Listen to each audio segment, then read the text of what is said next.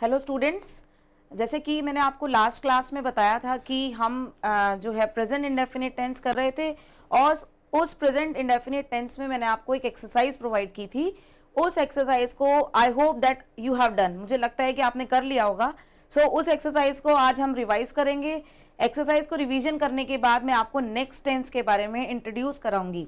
तो फर्स्ट जो हमारी एक्सरसाइज जो मैंने आपको प्रोवाइड की थी, अकॉर्डिंग टू मी आपका जो फर्स्ट सेंटेंस है, जैसे कि आपके सामने ही है, आपको बताया गया है कि फर्स्ट सेंटेंस ये हुआ कि if you dash heat ghee in winter it turns into liquid. So ये सिंपल प्रेजेंट की यानी कि प्रेजेंट इंडेफिनिट की एक्सरसाइज थी। तो इसमें मैंने आपको बताया कि फर्स्ट सेंटेंस जो है अकॉर्डिंग टू द स्ट्रक्चर्स, मैंने आपको बताया था स्ट्रक्चर क्या होते हैं प्रेजेंट इंडेफिनिट में, कि हमारे पास टू टाइप्स ऑफ नंबर्स होते हैं, singular number as well as plural number. So singular number के लिए आपको मैंने जो स्ट्रक्चर बताया था, subject plus V1 S/ES plus object, और प्लूरल नंबर के लिए मैंने आपको जो स्ट्रक्चर बताया था, subject plus V1 plus object. So आपका जो सेंटेंस है, just come to the point, आपका जो सेंटेंस है if you dash heat ghee in winter it turns into liquid. तो आपके इस सेंटेंस में मैंने आपको बताया था कि बेटा आपको क्या करना है, you have to find the adverb. आपको मैंने एक फंडा बताया था, you have to follow the funda. What was the funda? ASV, that was your funda. So A means adverb, S means subject and V means verb. आपको ये चीज याद रखनी है।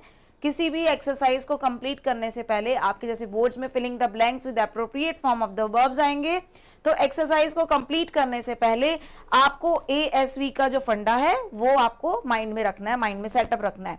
सो फर्स्ट सेंटेंस में आपको जो बताया गया, एडवर्ब्स की बात करते हैं। तो आपके इस क्वेश्चन में जो एडवर्ब है वो ऐसे कोई पर्टिकुलर एडवर्ब आपको शो ऑफ नहीं की गई है, लेकिन ये एक साइंटिफिक फैक्ट बता रहा है। आप जस्ट सेंटेंस को रीड करेंगे आपको पता लग जाएगा कि अगर हम विंटर्स में अगर घी सॉलिड फॉर्म में है और उसको हम क्या करते हैं, मेल्ट करते हैं, यानी कि उसको अगर हीट करते हैं तो वो एक लिक्विड फॉर्म में आता है। So this is the scientific fact. So what we should do, first of all adverb we have seen, adverb हमने देखी।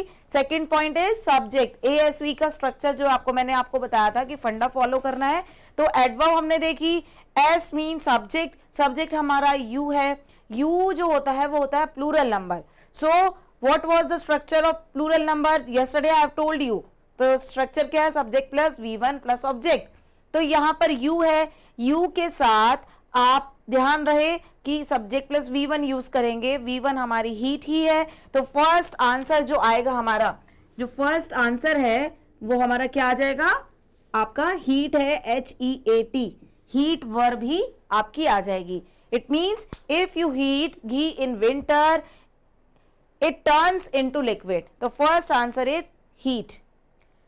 Second question, they dash take a bath regularly. इस सेंटेंस में आपको बताया जा रहा है कि आपकी जो एडवर्ब है, ASV फंडा यूज करेंगे, आपकी जो एडवर्ब है वो रेगुलरली है। तो रेगुलरली एडवर्ब है, सब्जेक्ट हमारा दे है, और जब हमारा सब्जेक्ट दे है it means it is plural, I, we, you, they, these are plural numbers. So they is plural, और प्लूरल के साथ हमें क्या यूज करना है, वर्ब की फर्स्ट फॉर्म यूज करनी है। There is no need to write down S या ES आफ्टर वर्ब। हमें कोई जरूरत नहीं है कि हम वर्ब के बाद S/ES को पुट करें। सो हमें क्या लगाना है, टेक ओनली। तो second answer is take. Question number third, he dash go to temple every morning, same as ASV funda. आपका A क्या है, एडवर्ब क्या है, एवरी मॉर्निंग। एवरी मॉर्निंग के बाद आप देखेंगे सब्जेक्ट, सब्जेक्ट ही है। आप सब्जेक्ट आपने जब देखा तो ही आपका सिंगुलर नंबर है। So what about the singular number structure, subject plus V1 S/ES plus object. So he is a singular number. So verb is go. So go means यहां पर आपके at the last of the verb whatever alphabet is given. So if at the last of the verb we find SHCH SSOXZZ, so what we have to put, we have to put ES only. So goes यहां पर इसका answer होगा, he goes to temple every morning. उसके बाद fourth sentence जो आपका है, the ship dash sail for Egypt usually, यानी कि यूजुअली एडवर्ब है। हो सकता है आपको कुछ सेंटेंस के वर्ड मीनिंग्स आपको नहीं आते हो सकता है आपको कि सेंटेंस को हिंदी ट्रांसलेट करना नहीं आता है। डोंट वरी बेटा, ऐसी कोई प्रॉब्लम नहीं है। आपको करना क्या है, आपको सिर्फ जो मैं बता रही हूं कि आपको ASV जो फंडा है उसको फॉलो करना है। तो यहां पर आप कितना जानते हैं कितना नहीं जानते, बस ASV जानते हैं आप, तो ये समझें ASV को जानने के बाद आप अपने सेंटेंस को कंप्लीट करेंगे। ए जो है हमारा यानी कि एडवर्ब जो है फोर्थ सेंटेंस में यूजुअली दे रखा है, तो यूजुअली प्लस सेकेंड थिंग हमको क्या देखनी है, सब्जेक्ट। दिस शिप, शिप मतलब होता है जहाज, तो यहां पर इजिप्ट के लिए जहाज जो वो सेल करता है यानी कि गुजरता है, वहां पर सामान लेके ढोके जाता है। तो हमें क्या करना है, हमारा यूजुअली जो एडवर्ब है उसके साथ सेकंड चीज जो मैंने ASV का जो आपको बताया है, एस जो हमारा शिप है यानी कि दिस शिप इज सब्जेक्ट, और सब्जेक्ट अगर हमारा सिंगुलर है तो हम वर्ब को देखेंगे। अब हमें वर्ब में क्या करना है, सेल है तो क्या कर देंगे, fourth answer is sales.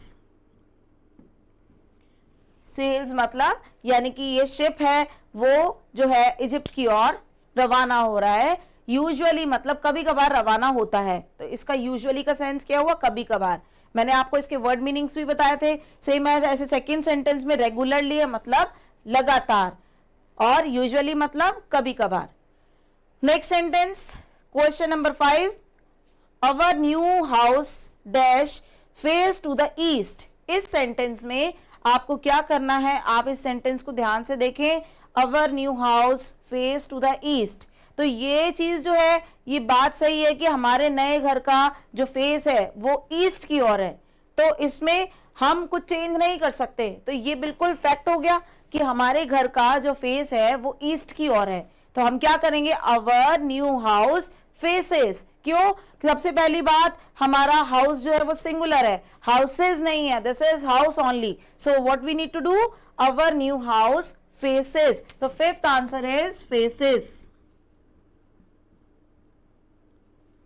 Now sixth is, when you dash reach Mumbai, kindly give us a ring.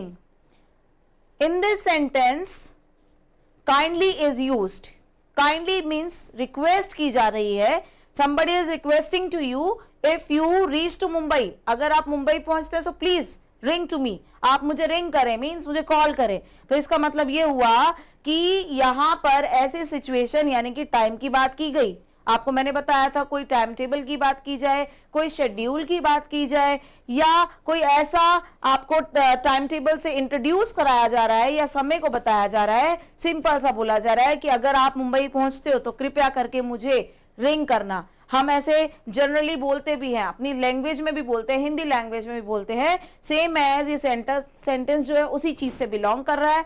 तो हमें क्या करना है, when you reach मुंबई, हमें क्या करना है, हमें you के साथ reach आएगा क्योंकि you is a plural number and always with the plural number we use only first form of the verb. So what will be the answer, you reach, REACH. Now seventh number, seventh one is the sun dash in the west. आपके bracket में set है सन, ये जो चीज बताई जा रही है सन is a singular number.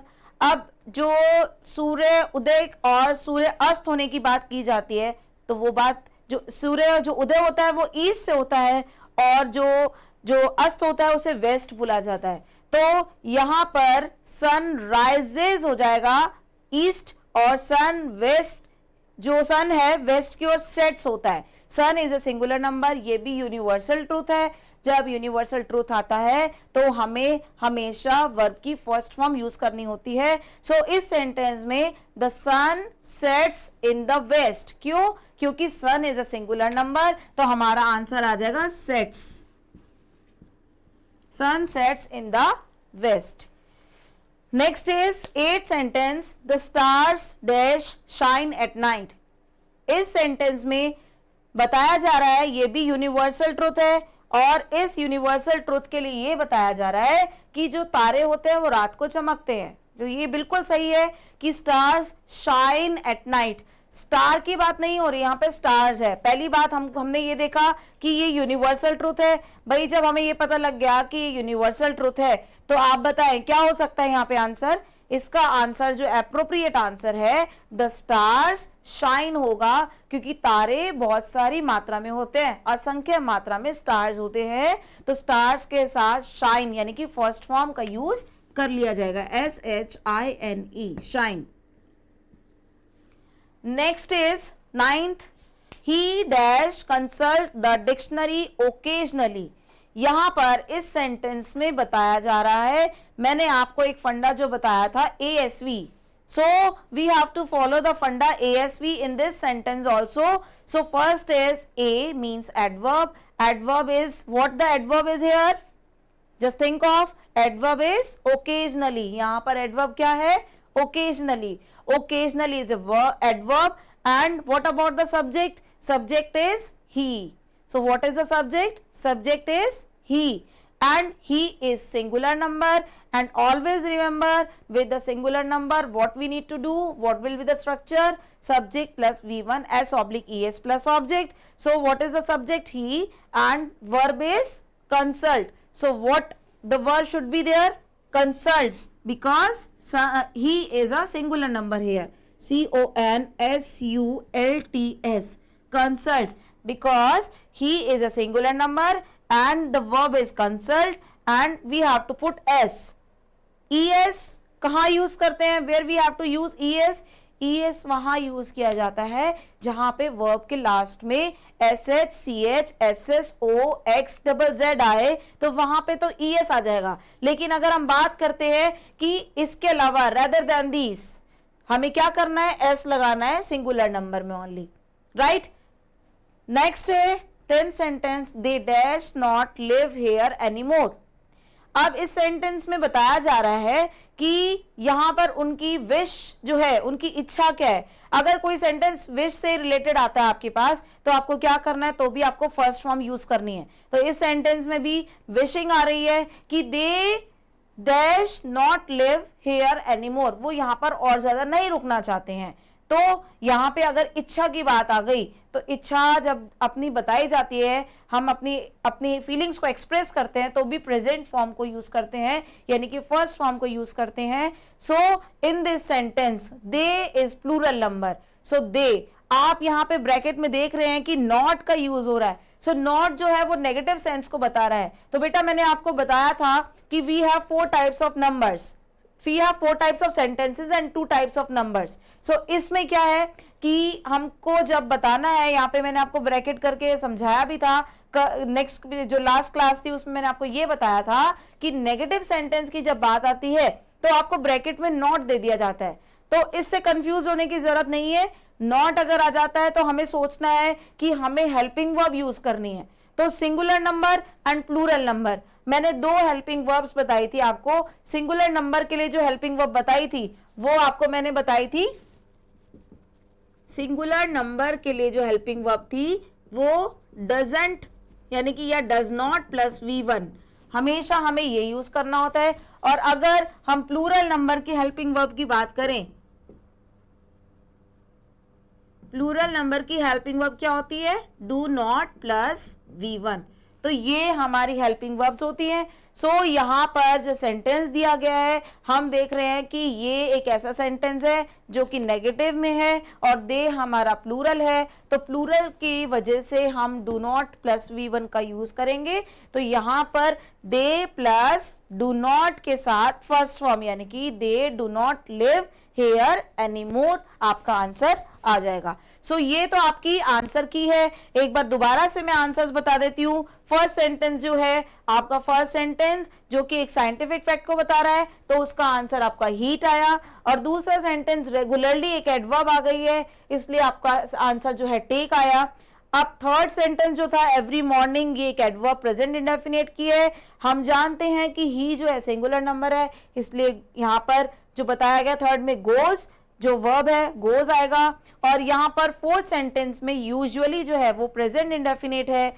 Usually के साथ अगर एडवर्ब आती है, एडवर्ब जो है उसके साथ अगर सब्जेक्ट देखते हैं सिंगुलर है तो वहां पर एस या ईएस का यूज करते हैं। तो सेल्स आ गया, एंड ऐसे ही फिफ्थ सेंटेंस में आपको यूनिवर्सल ट्रुथ बताया है कि जो भी है सच्चाई है कि आपके घर का जो फेस है वो ईस्ट की ओर है, तो हाउस सिंगुलर है इसलिए यहां पर फेसेस किया। नेक्स्ट सेंटेंस जो है कि आपको मैंने बताया कि काइंडली या आपके पास कोई भी रिक्वेस्ट से रिलेटेड कोई वर्ड आता है, काइंडली आ गया, प्लीज आ गया, तो आप क्या करेंगे, वर्ब की फर्स्ट फॉर्म का यूज करेंगे। ध्यान रहे कि अगर कभी भी काइंडली या प्लीज से रिलेटेड कोई सेंटेंस आता है, so always we need to use first form of the verb. तो यहां पर क्या है, काइंडली दिया गया है, so this is the identification of present indefinite tense. So what we need to use first form of the verb because it is the sentence of present indefinite and just look at the subject is only you means you है, यानी कि आपका ये plural number है इसलिए हम verb की first form का यूज करेंगे। नेक्स्ट सेंटेंस जो है आपका सेवेंथ, वो आपका एक यूनिवर्सल ट्रूथ है। यूनिवर्सल ट्रूथ की वजह से हमने यहां पर इसको क्या लिखा, सेट्स लिखा, क्योंकि sun is a singular number. ऐसे स्टार्स है, स्टार्स प्लूरल है लेकिन सेंटेंस आपका यूनिवर्सल ट्रूथ है और आपके स्टार्स प्लूरल है इसलिए हमने आंसर क्या लिखा, शाइन लिखा। नाइन्थ आपका जो सेंटेंस है उसमें आपको बताया गया है कि dash consult the dictionary occasionally. Occasionally भी आपका प्रेजेंट इंडेफिनिट की एडवर्ब है, ही आपका सिंगुलर नंबर है, सिंगुलर नंबर के साथ s/es का यूज होता है इसलिए यहां पर कंसल्ट्स लिखा गया। और लास्ट जो आंसर मैंने आपको बताया कि they dash not live here anymore, ये सेंटेंस है कि किसी भी व्यक्ति की जो विशेष होती हैं यानी कि कुछ इच्छाएं होती हैं तो उसको व्यक्त करने के लिए हमेशा हम प्रेजेंट फॉर्म का यूज करते हैं, यानी कि प्रेजेंट इंडेफिनिट को यूज करते हैं। लेकिन इस सेंटेंस में नेगेटिव सेंटेंस बनाना है अपन को, तो यहाँ पर नॉट जो दिया है यानी कि हमें हेल्पिंग वर्ब यूज करनी है। तो हेल्पिंग वर्ब मैंने अभी आपको बताई कि अगर सेंटेंस में ही शी इट नेम होता तो does not plus V1 use करते, लेकिन इस सेंटेंस में क्या है, यहाँ पर दे दिया हुआ है इसलिए हम क्या यूज करेंगे, आई वी यू दे जो होता है वो प्लूरल नंबर होता है इसलिए हम यहाँ पे डू नॉट प्लस V1 का यूज करेंगे। तो 10th आंसर हमारा क्या आ जाएगा, डू नॉट लिव। तो ये आपकी एक्सरसाइज जो मैंने आपको कल दी थी, आज मैंने आपको सारे आंसर्स क्लियर किए आपके आंसर्स। सो अगर आपके कहीं भी जो मिस्टेक्स थी उसको करेक्ट कर लें और होप है, यानी कि मैं सोचती हूँ कि आपने मोस्टली स्टूडेंट्स ने अच्छा किया होगा, करेक्ट किए होंगे। ऐसे ही हम धीरे धीरे रोजाना एक्सरसाइज करेंगे जिससे कि you will be very practical about the exercises. Don't worry about it, आप इस चीज को बिल्कुल हेडेक लेके ना करें, बिल्कुल नॉर्मल रहें। आपसे होंगे ये सेंटेंस बिकॉज मैं आपको जिस वे से करा रही हूं, आपको जो भी एडवर्ब्स बता रही हूं, सब्जेक्ट बता रही हूं, फिर वर्ब को इंट्रोड्यूस करा रही हूं, सो सीरियसली आप बहुत अच्छे से करेंगे। ये तो एक आज का एक एग्जाम्पल जो मैंने आपको बताए, ये लास्ट एक्सरसाइज जो टेंस हमने किया था उससे रिलेटेड थे, लेकिन आगे ऐसे ही हर टेंस की एक्सरसाइज आपको प्रोवाइड करूंगी। तो ऐसे ही हम नेक्स्ट टेंस की बात करते हैं। नेक्स्ट टेंस जो है आपका, नेक्स्ट टेंस आता है present continuous tense. Present continuous tense आपने काफी बार पढ़ा भी होगा, सो आई थिंक आपको पता भी होगा what is the meaning of present continuous tense. Present continuous tense जो होता है कि यानी कि इसका मतलब ये हुआ the action which is in the present form and that is going on, which is the action which is going on. ऐसे एक्शन जो कि प्रेजेंट के तो हैं लेकिन वो अभी भी चल रहे हैं। तो ऐसे एक्शंस मैंने आप प्रेजेंट इंडेफिनिट में तो हिंदी में आपको बताया कि सेंटेंस के लास्ट में ता है, ती है, ते आता है, लेकिन प्रेजेंट कॉन्टिन्यूअस टेंस की बात करें तो प्रेजेंट कॉन्टिन्यूअस टेंस ऐसा टेंस है जिसके लास्ट में हिंदी में क्या आता है, रहा है, रही है, रहे हैं। तो हमें अभी क्या करना है, हमारे बोर्ड्स में ऐसा तो नहीं आएगा कि कोई सेंटेंस आ गया कि मोहन खाना खा रहा है या सरिता डांस कर रही है, ऐसा कोई सेंटेंस नहीं आने वाला है। आपको क्या आएगा, filling the blanks with appropriate form of the verbs. So ऐसी कंडीशंस में आपको क्या करना है, आपको सेंटेंस को आइडेंटिफाई करना है। You have to identify the sentences. First of all, always remember it may be the sentence related to the present, past और future, no need to worry. आपको क्या करना है, आपको सबसे पहले मैंने आपको जो फंडा बताया उस फंडे को फॉलो करना है। वो फंडा क्या है, ASV, A for adverb, S for subject and V for verb. So this is the simple funda you have to follow and you can do your exercises very carefully and very attentively. So no need to worry. तो आपको क्या करना है, अभी जैसे कि present continuous tense है,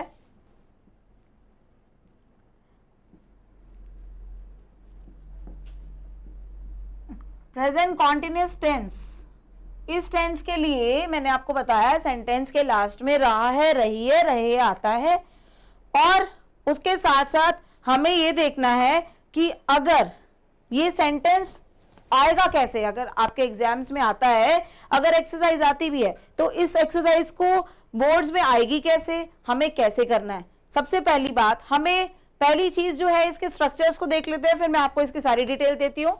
आपके जो स्ट्रक्चर्स हैं इसमें क्या होता है कि इसका जो स्ट्रक्चर है subject plus is am are first form ING plus object, ये इसका स्ट्रक्चर है। बहुत सिंपल स्ट्रक्चर है। Is am are first form ING, मैंने आपको कल भी बताया था कि दो चीजें तो हमेशा सिमिलर रहती है हर स्ट्रक्चर में।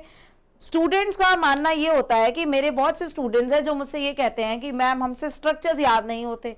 तो ऐसी कोई चीज नहीं है कि हम कुछ कर नहीं सकते। लाइफ में बहुत सी चीजें होती हैं जो हमें डर लगता है लेकिन हम कर नहीं पाते। सो हमें घबराना नहीं है, स्ट्रक्चर्स बहुत सिंपल चीज है। आप दो चीजें तो हमेशा दिमाग में रखें कि सब्जेक्ट भी आता है और ऑब्जेक्ट भी आता है, ठीक है। तो दो चीजें तो हो गई, बचा क्या कि हेल्पिंग वर्ब और वर्ब, बचा यही, यानी कि सब्जेक्ट और ऑब्जेक्ट तो हर सेंटेंस में आता है, लेकिन हेल्पिंग वर्ब और वर्ब जो होती है वो हमें ध्यान में रखनी होती है। जैसे कि मैंने आपको प्रेजेंट इंडेफिनिट जो बताया था उसमें आपको अच्छे से आई थिंक आ गया होगा, बिकॉज मैंने आपको बहुत बार उसका रिवीजन करवाया है। यानी कि कल से मैं आपको बार बार बोल रही हूँ, इवन कि आपको भी लग रहा होगा कि मैम कितना ज्यादा एक ही चीज को प्रेशर दे रही हैं। तो बेटा ये इसलिए है ताकि आप लोगों के दिमाग में चीज बैठ जाए कि प्रेजेंट इंडेफिनिट में कौन सी फॉर्म यूज होती है, सिंगुलर नंबर में क्या यूज होता है, प्लूरल में क्या यूज होता है। मैं बार बार इसीलिए रिवाइज कर रही हूँ कि आपको लर्न हो जाए। यानी कि बहुत सिंपल सी बात है, आपको एक एग्जांपल और देती हूँ कि जैसे कि हमारे घर में जैसे कि बोलते हैं कि पेरेंट्स बातें करते हैं, जब बोलते हैं तो जिस चीजों को बार बार बोला जाता है तो हमें पता हो जाता है कि अब पापा ये बोलेंगे, अब मम्मी ये बोलेगी। तो इसका मतलब क्या हुआ कि आप कुछ करेंगे उससे पहले आपको एक मन में डर बैठ जाता है कि अब पापा मुझे डांटेंगे, अब मम्मी मुझसे ये काम कहेगी। यानी कि आप उस चीज से बिल्कुल अच्छे से फैमिलियर हो चुके हैं, आपको पता है कि ये चीज होने वाली है। क्यों? क्योंकि वो चीज आपके सामने बार बार रिवाइज की जाती है, दोहराई जाती है। तो वही चीज है, अब मैं भी क्या कर रही हूँ आपके साथ, यहाँ पर यही चीज आपको रिवाइज करवा रही हूँ। बार बार मैं बोलती हूँ, इससे आपको हैबिट पड़ जाएगी, आप समझेंगे, उस चीज को बार बार याद कर पाएंगे, और इवन की बोर्ड्स में यही चीजें आपके माइंड में घूमेंगी। This is the right way. तो अब सेकेंड जो मैं आपको बता रही हूँ, प्रेजेंट कॉन्टिन्यूअस टेंस, इस टेंस में मैंने आपको एक स्ट्रक्चर बोर्ड पे लिखा है, subject plus is am are first form ING plus object, this is the structure. So इस स्ट्रक्चर में बेटा क्या है, बहुत सिंपल है। इज का यूज जो होता है वो होता है आपका ही, शी, इट, नेम, और कोई सिंगुलर आ जाए तो उसके साथ इज का यूज कर लेंगे। ध्यान से सुने कि आपका जो स्ट्रक्चर होता है ही, शी, इट, नेम, जो भी है ही, शी, इट, नेम जो है इसके साथ इज लगेगा। स्ट्रक्चर में जो इज दिया गया है वो मैंने यहां पर यूज किया। तो ही, शी, इट, नेम आ जाए तो उसके साथ इस का प्रयोग होगा।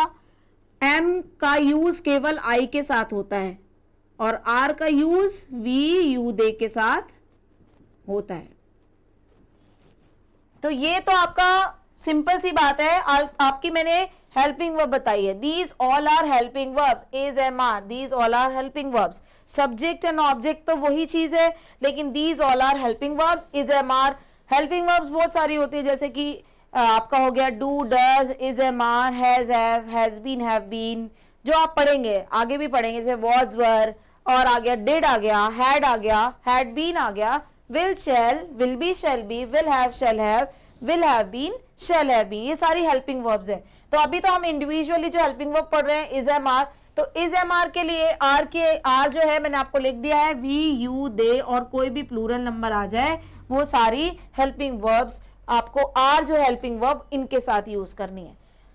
प्रेजेंट कॉन्टिन्यूअस हो, चाहे पास्ट कॉन्टिन्यूअस हो, चाहे फ्यूचर कॉन्टिन्यूअस है, याद करने का तरीका बहुत सिंपल है। चाहे कोई भी कॉन्टिन्यूअस टेंस आ जाए, फर्स्ट फॉर्म आईएनजी यूज करनी है। टेंस चाहे प्रेजेंट हो, चाहे पास्ट हो, चाहे फ्यूचर हो, आपके सामने कोई भी टेंस आ जाए, आपको केवल फर्स्ट फॉर्म आईएनजी यूज करनी है। जैसे कि आप देख रहे हैं फर्स्ट फॉर्म आईएनजी, इवन कि जब मैं आपको कुछ टाइम बाद, यानी कुछ दिन बाद, यानी कि कुछ लेक्चर्स के बाद जब मैं आपको पास्ट कॉन्टिन्यूस कराऊंगी तो भी मैं यही चीज कहूंगी कि फर्स्ट फॉर्म आईएनजी, और फिर उसके कुछ दिन बाद जब मैं आपको करवाऊंगी फ्यूचर कॉन्टिन्यूस, उसमें भी कहूंगी कि फर्स्ट फॉर्म आईएनजी।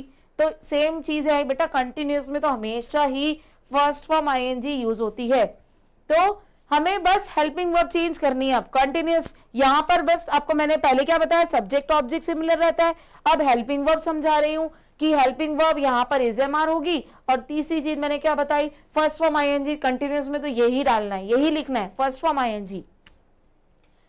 तो अब बात करते हैं कि इनके सेंटेंस कैसे बनते हैं।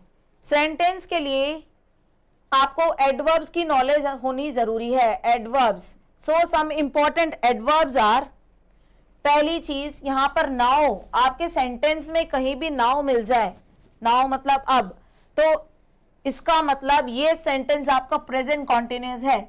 ऐसे ही जस्ट नाउ, ऐसे ही today, tonight, this time,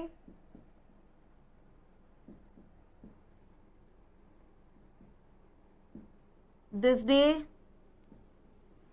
week, month, year, या कुछ भी this के साथ, यानी कि कोई भी टाइम आ जाता है तो आपको हमेशा समझना है कि this is the tense of present continuous tense. या आपके पास आ जाए स्टिल,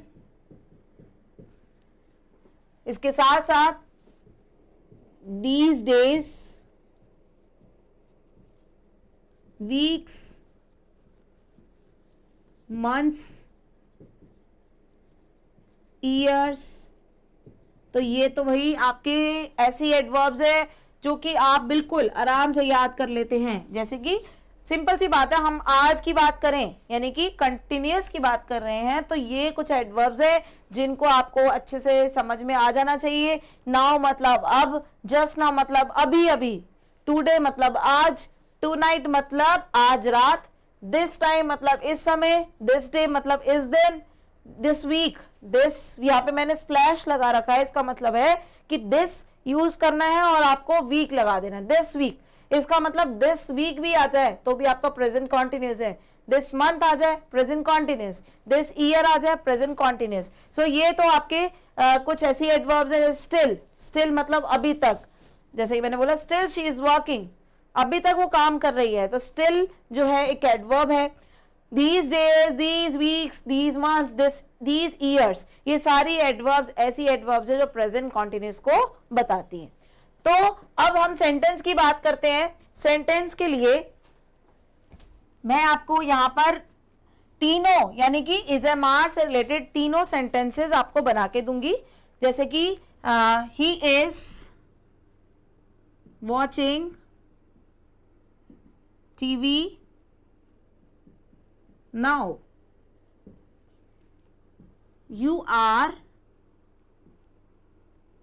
listening music,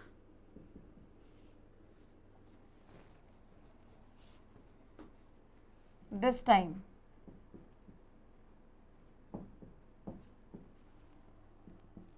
today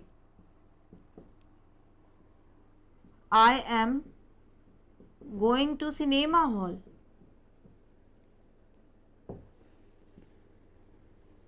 ये मैंने आपके 3 सेंटेंस लिखे हैं। इन तीनों सेंटेंस से आपको ये चीज क्लेरिफाई हो जाएगी कि कैसे आपको एडवर्ब्स आएंगी। आपको वही फंडा यूज करना है कि एएसवी फंडे के अकॉर्डिंग आपको चलना है। क्या फंडा है? एएसवी यानी कि ए एडवर्ब। देखिए नाउ यहां पर एडवर्ब दी है तो पहला हमने एडवर्ब देखा। दूसरी चीज हमें क्या देखनी है? एस, यानी कि एस मतलब सब्जेक्ट, तो हमारा दूसरा हो गया सब्जेक्ट। सब्जेक्ट हमारा क्या है? ही है। तो ही के साथ हमें क्या यूज करना होता है? इज का यूज करना होता है। इज मैंने लगाया, फर्स्ट फॉर्म आईएनजी और फर्स्ट फॉर्म आईएनजी को यहाँ पे पुट कर दिया। तो he is watching TV now.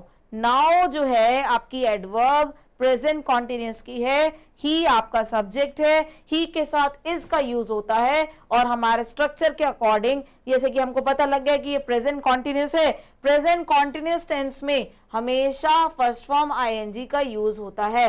आपको ये एडवर्ब्स के थ्रू ही पता लगेगा कि विच टेंस इज इट, कि आपका ये टेंस कौन सा है। सो फर्स्ट फॉर्म आईएनजी हमने पुट किया। तो ऐसे ही सेकंड सेंटेंस में देखिए कि you are listening music this time, मैंने अभी ये सेंटेंस लिखा, दिस टाइम आपकी एडवर्ब है, तो पहली चीज तो ये एडवर्ब हो गई। दूसरी चीज आपकी आती है सब्जेक्ट, सब्जेक्ट आपका यू है, यू के साथ हमेशा आपको मैंने बताया था वी यू दे के साथ आर का यूज होता है, तो यहां पर हम आर का यूज करेंगे। First form ING, first form listen है और आईएनजी पुट करेंगे, तो ये आपका क्या हो गया, तीसरा नंबर आपका वर्ब आपने पुट कर दिया। ऐसे ही आपका थर्ड सेंटेंस है today I am going to cinema hall. Today आपकी एडवर्ब जो है वो आपको बता रही है प्रेजेंट कॉन्टिन्यूस की एडवर्ब है। एडवर्ब चाहे आगे आए चाहे पीछे आए, एडवर्ब आपको ध्यान रखनी है, it doesn't matter adverb comes ahead और बैक। आपको ये चीज को नहीं सोचना है कि वो कहाँ आ रही है, एडवर्ब सेंटेंस में होनी चाहिए। आपकी एडवर्ब इस सेंटेंस में आगे है तो आप इस एडवर्ब को देखेंगे। इस एडवर्ब को देखने के बाद आपको क्या करना है, ASV, एस आपका सब्जेक्ट जो है आई है, तो आई के अकॉर्डिंग जो है आपको क्या करना है, एम का यूज करना है। एडवर्ब आपकी प्रेजेंट कॉन्टिन्यूअस है, सब्जेक्ट आपका आई है, आई के साथ एम यूज करते हैं और फर्स्ट फॉर्म आईएनजी यानी कि गोइंग पुट करेंगे। तो ये तो आपका प्रेजेंट कॉन्टिन्यूअस टेंस है। एक्सरसाइज जो आएगी आपकी वो एडवर्ब्स के अकॉर्डिंग आएगी और आपको अपने जो is am are first form ING आपको लगाना है। तो ये आपकी ऐसी एक्सरसाइज है जो आपको कंप्लीट करनी है। अब हमें क्या करना है, अब मैं आपको इसी एक्सरसाइज के साथ मतलब ये जो मैंने आपको प्रेजेंट कॉन्टिन्यूअस कराया है इसी के साथ आपको एक एक्सरसाइज इस क्लास के बाद मैं आपको प्रोवाइड करूंगी। उस एक्सरसाइज को आप अच्छे से सीखेंगे, लेकिन एक चीज मैं आपको नेक्स्ट टेंस का थोड़ा सा इंट्रोडक्शन दे देती हूं ताकि हम क्या कर सकें, उसको नेक्स्ट क्लास यानी कि इससे नेक्स्ट क्लास जो होगी उसमें और अच्छे से समझ सके। तो अब जैसे कि प्रेजेंट कॉन्टिन्यूअस टेंस हमने समझा, प्रेजेंट कॉन्टिन्यूअस टेंस आपको आई होप समझ में आ गया होगा। Present continuous tense, the tense in which the actions are going on, the activities are going on, this tense is called present continuous tense। और इस tense का structure होता है subject plus is MR first form ING plus object। और आपके जो adverbs हैं उन adverbs को हम ध्यान रखेंगे, इन adverbs के according ही हम अपनी exercise को complete करेंगे। आपका इसके अलावा इस tense में और कुछ भी नहीं है, बस यही है, हमें बोर्ड के अकॉर्डिंग इसी की तैयारी करनी है। तो आप आई होप कर सकते हैं। प्रेजेंट इंडेफिनिट और कंटिन्यूअस आई थिंक आपको अच्छे से समझ में आ गया होगा। और अब हम कर रहे हैं प्रेजेंट परफेक्ट टेंस, थोड़ा सा मैं आपको गाइड कर देती हूँ ताकि जब हम इसको और एक्सप्लेन से होके समझेंगे तो आपको और भी अच्छे से समझ में आएगा। प्रेजेंट परफेक्ट टेंस होता क्या है? प्रेजेंट परफेक्ट टेंस जैसे कि कहा जाता है कि प्रेजेंट परफेक्ट टेंस और एक टेंस और भी है जिसको हम कहते हैं कि दोनों सिमिलर से लगते हैं। बहुत से बच्चे कहते हैं कि what is the difference between present perfect tense and past indefinite tense. So first of all I want to clear to you all कि प्रेजेंट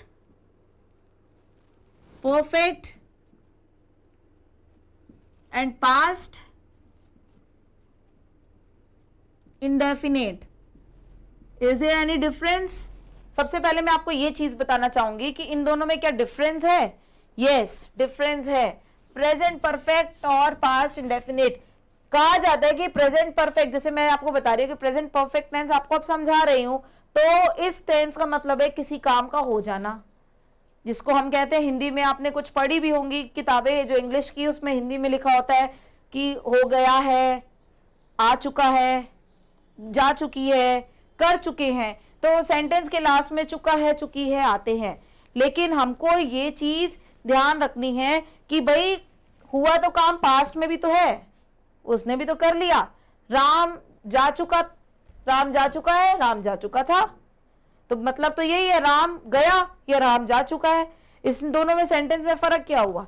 तो बात जो है इसमें ये बताना चाह रही हूं मैं आपको कि एक ऐसा काम जो कि अभी रिसेंटली खत्म हो, यानी कि अभी किसी काम का खत्म हुआ है, तो उस काम को तो हम क्या कहेंगे, प्रेजेंट परफेक्ट। अगर कोई काम हमारा अभी चल रहा था और जस्ट अभी खत्म हुआ है तो उसे कहेंगे हम प्रेजेंट परफेक्ट।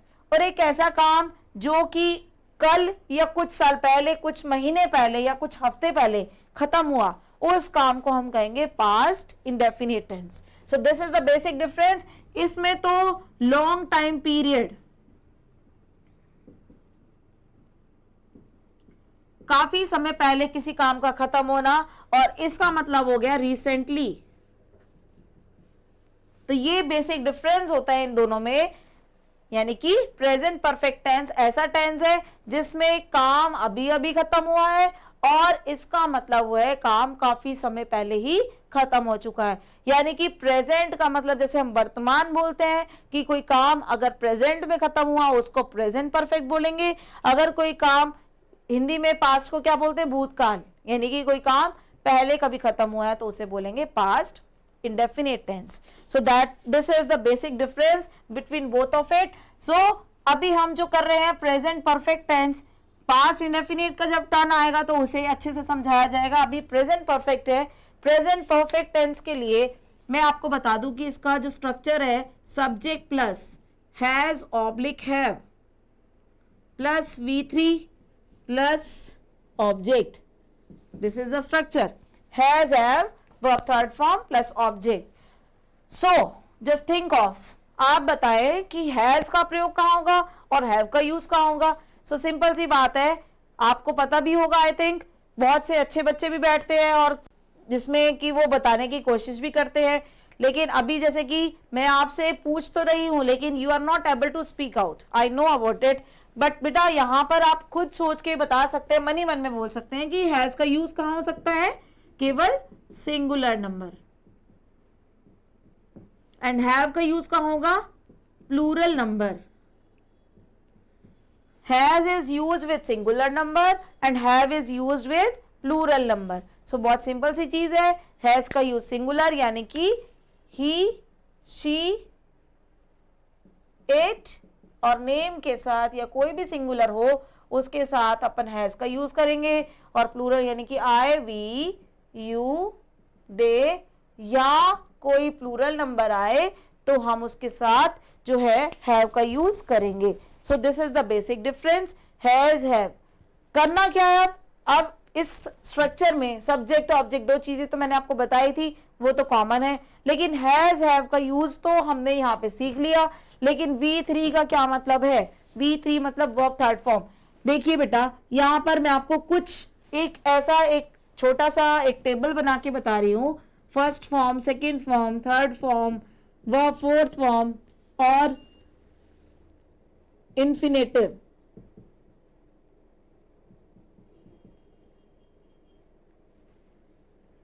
इसमें आप सोच रहे होंगे कि ये क्यों लिखा।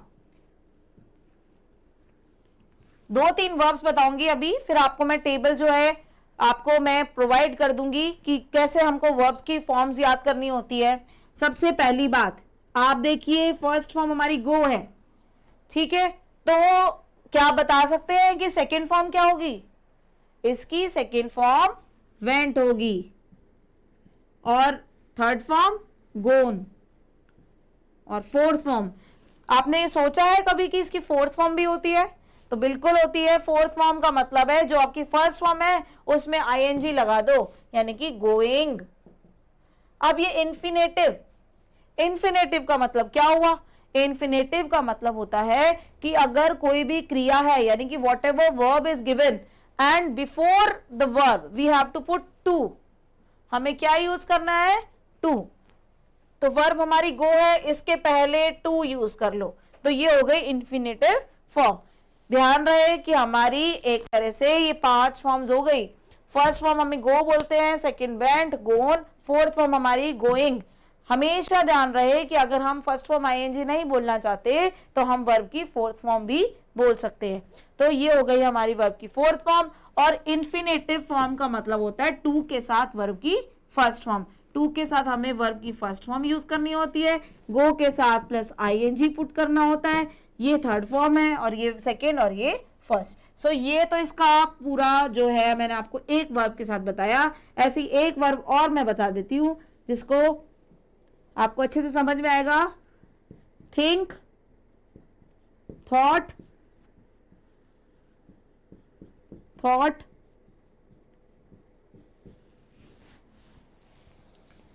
फोर्थ फॉर्म क्या बनेगी, थिंक प्लस आईएनजी, थिंकिंग। और जो लास्ट इंफिनिटिव फॉर्म क्या बनेगी, टू, फर्स्ट फॉर्म क्या है, थिंक, टू थिंक। तो इस तरह से आपको एक एक चीज जो है अच्छे से रिवाइज करनी है।